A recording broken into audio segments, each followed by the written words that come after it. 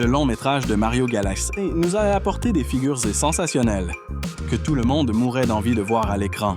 Mais est-ce que vous avez la moindre idée de qui sont les meilleurs personnages du film et aussi de ceux que personne n'a aimés? Et pour ouvrir le bal, le pire personnage du film a été sans aucun doute la Reine des Abeilles.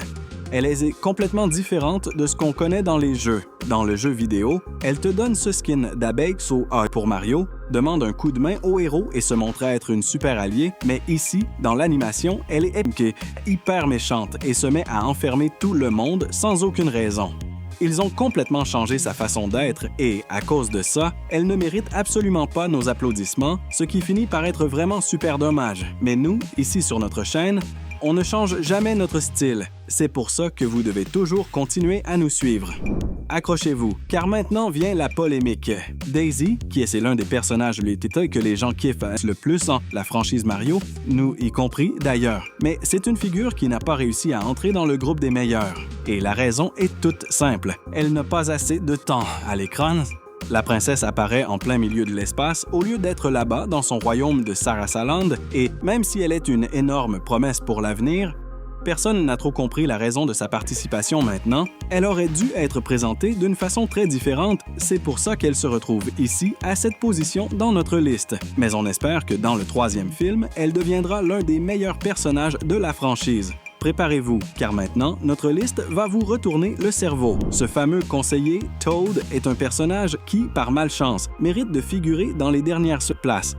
Et pour une raison très simple, il n'aurait même pas dû être dans le film. Ce poste de conseiller appartient à l'origine au personnage de Papy Toad, Toadsworth, qui est ce Toad un peu plus vieux et classique, mais pour une raison assez bizarre, ils l'ont oublié au moment de faire le film. C'est pourquoi ce personnage générique entre comme l'un des gros problèmes de cette production. Les Luma non plus, n'ont finalement pas eu une participation très cool dans le film.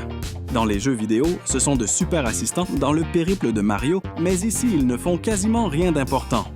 Il reste juste là dans le château de la princesse Harmony à jouer et à être mignon, mais ils devraient agir comme de vrais partenaires pour nos héros. Malheureusement, ils ne font pas ça et, justement, à cause de ce point, ils n'arrivent pas du tout à se classer parmi les meilleurs personnages, pas moyen. Et le commandant des Magical Boss, le bras droit Kamek, a lui aussi fini par être une grosse déception pour les fans. Il n'a pas un bon temps d'écran. Il n'utilise pas sa magie, alors que c'est un sorcier ultra puissant et personne n'était bien compte de ce fait que Kamek n'ait rien mentionné à propos de la prophétie. Dans le jeu Yoshi's Island, il raconte qu'il a eu une vision sur Mario, avec Luigi et avec la princesse Peach. Il ne dit absolument rien sur ce détail dans le film et, pour cette même raison, il n'entre pas dans la liste comme un personnage positif.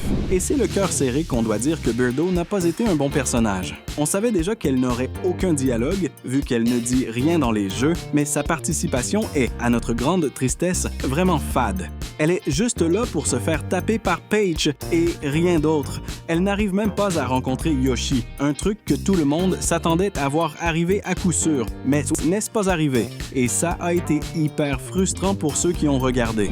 On arrive maintenant à la partie de la liste avec les personnages qui ont été une énorme déception et Toad en fait malheureusement partie. Franchement, qu'est-ce qu'il a fait dans le film? Pratiquement rien. Il a juste accompagné Peach. Il n'a eu aucune réplique marquante. Il n'a pas été aussi marrant que dans le premier film et il n'a eu aucun vrai développement en tant que personnage. Une vraie pitié, mais il n'entre en aucun cas comme un bon personnage de ce long métrage. Lumale, qui est ce Luma de couleur bleue, est un personnage qui est entré ici dans notre liste parce que c'est déjà une légende depuis le premier film. Il arrive à être sinistre et super marrant en même temps. Tout le monde l'adore. Et le personnage inverse les rôles avec Bowser car, dans le premier film, il était enfermé dans la cage. Mais maintenant, c'est lui qui garde le méchant prisonnier. Sauf qu'il n'a presque pas de temps d'apparition à l'écran, c'est pourquoi il finit par se retrouver à une position plus basse. On doit bien avouer que voir le roi Wart au cinéma, c'était un truc très cool. Ça a été oui, une énorme surprise. Et ça a fait remonter de super bons souvenirs des jeux qu'on kiffait pendant notre enfance. Mais lui, malheureusement, il n'est pas ce roi Wart qu'on s'attendait à voir. Dans les jeux, il commande le monde des rêves, il est puissant, c'est le grand méchant de Super Mario Bros. 2, mais il a fini par être battu d'une façon beaucoup trop facile, ce qui a été un vrai gâchis. Il mérite beaucoup plus d'importance et devrait avoir droit à un film à lui dans le futur, pourvu que ça se fasse vraiment. Malgré tout, il reste à cette position parce que ce personnage n'avait pas pointé le bout de son nez depuis 1938 et personne ne pensait le revoir un jour. Si vous êtes arrivé jusqu'ici, faites ceci. Cliquez sur le bouton s'abonner. Je pense qu'on le mérite. Vous arrivez à croire que R.O.B. va se retrouver ici parmi les meilleurs personnages du film, même en apparaissant très peu. Et c'est l'une des meilleures révélations. Et si vous le trouvez un peu mou ou ennuyeux, c'est que vous n'êtes probablement pas un si grand fan que ça de l'univers de Mario. Il est lent et un peu fade parce que c'est un hommage direct au R.O.B. original, qui était vendu avec la console Nintendo 64. Autrement dit, c'est l'une des adaptations les plus sympas et fidèles qu'ils aient été. Et qui aurait imaginé que la grande surprise de cette production, la princesse Harmony, ne serait pas dans les premières places? Mais ne nous comprenez pas de travers. Elle est juste, oui, un personnage incroyable, mais elle a manqué d'un développement plus poussé. Elle devait être une vraie protagoniste, mais on ne découvre presque rien de nouveau sur elle. On apprend juste que le personnage a beaucoup de pouvoir et que c'est la sœur de Peach, mais à part ça, ils auraient dû montrer plus de choses sur Harmony. Sans compter qu'elle a encore besoin d'être sauvée à la fin, elle finit par être une princesse en détresse même en étant l'une des figures principales. Et ça ne respecte pas tellement le personnage qu'on connaît dans les jeux. Et puisqu'on parle de Bowser, il se retrouve à cette position ici parce qu'il n'assume pas le rôle du grand méchant du film. On connaissait déjà bien le personnage, et il essaie même d'être une meilleure personne que si, mais il n'y arrive pas. Il reste le grand roi des coups-passes, mais on remarque qu'il a un côté plus artistique, il fait des tableaux et tout le tralala, sauf qu'il laisse tout tomber pour redevenir méchant et donner un très mauvais exemple à son fils. Le fils du méchant est un adversaire très fort. Bowser Jr. est une surprise hyper positive pour le film, et tout le monde le kiffe. Le petit prince Koopa est très malin, puissant et agit comme un méchant, qui a vraiment un plan solide.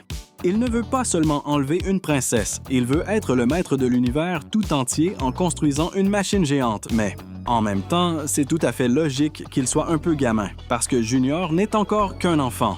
Il n'a pas un motif débile comme celui de Bowser, mais d'un autre côté, son plan finit par être faible, parce qu'il s'est battu tout seul en étant englouti par son propre pouvoir. Même comme ça, il reste devant Bowser parce qu'il arrive à ramener son propre père du côté obscur. L'une des plus grandes surprises qu'on ait dans ce film, c'est Fox McCloud. C'est un pilote de vaisseau spatial phénoménal. Le style artistique du film passe même de la 3D à la 2D quand il apparaît. Ce personnage est tellement cool qu'il ouvre la voie à la création d'une franchise totalement nouvelle. Et espérons que les gars de l'équipe Star Fox entrent pour de bon dans l'univers du cinéma. Quand on le voit voler dans l'espace, ça donne une envie énorme d'être le capitaine d'un vaisseau et de partir pour une grande aventure parmi les étoiles. On a trop kiffé Fox McCloud, et c'est pour ça qu'il entre dans notre liste comme l'un des meilleurs personnages, mais comme il ne vient pas de l'univers direct de Mario, il gagne cette place d'honneur. La princesse Peach entre dans notre liste, elle aussi, comme l'un des personnages qui se démarque. Elle est super déterminée, elle a beaucoup de courage, de force, elle sait très bien se battre, et elle a de vraies chances d'être la star de son propre film. Rappelons-nous tous que ce personnage possède déjà des jeux où elle est la protagoniste, c'est-à-dire qu'il y a largement la place pour que ça se fasse. Mais ce film a un petit problème. Mario et Luigi partent à la recherche de Peach, mais c'est presque comme si la princesse n'avait pas besoin de cette aide. Il n'y a aucun problème à ce que Peach soit si puissante, et d'ailleurs, elle l'est vraiment. C'est juste qu'il a manqué au film de montrer pourquoi elle aurait besoin du soutien des autres personnages. Rappelons-nous qu'elle a battu toute la bande du roi Wart toute seule.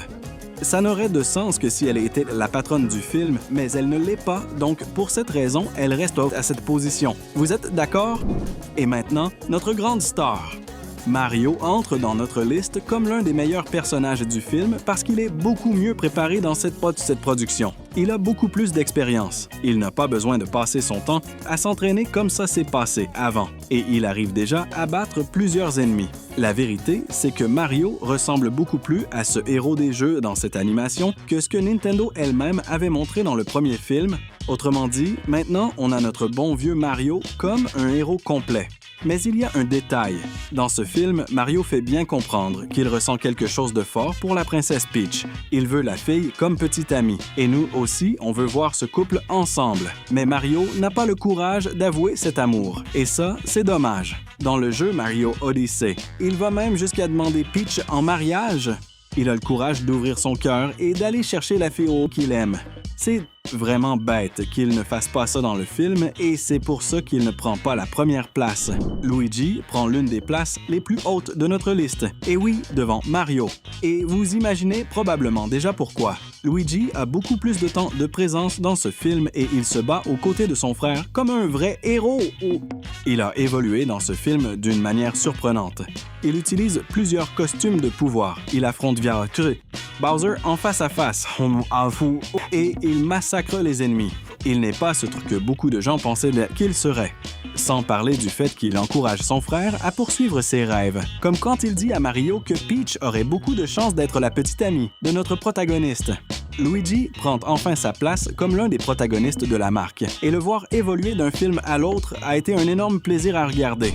Yoshi a été, et avec la plus grande certitude du monde, le meilleur personnage de cette suite des films de Mario. Il est extrêmement marrant, même en arrivant à dire qu'un seul mot, sans compter qu'il fait des trucs sensationnels, comme avaler les personnages et les transformer en eux, même si, en y repensant, ça ne doit pas être cool du tout, parce que sortir par la porte de derrière, ça ne doit être bon pour personne. Mais Yoshi a été une très belle surprise de ce film. Tout le monde a eu envie de ramener un dinosaure comme lui à la maison. Sans parler du fait qu'il est un super partenaire, ultra mignon, et qu'il représente parfaitement la personnalité du Yoshi qu'on connaît des jeux. Les gosses! Il fait même de la moto. Dites-moi si ce n'est pas un truc de dingue. C'est pour cette raison que Yoshi prend la première place de notre liste. Vous êtes d'accord avec nous? On va encore vous montrer bien plus de choses aujourd'hui.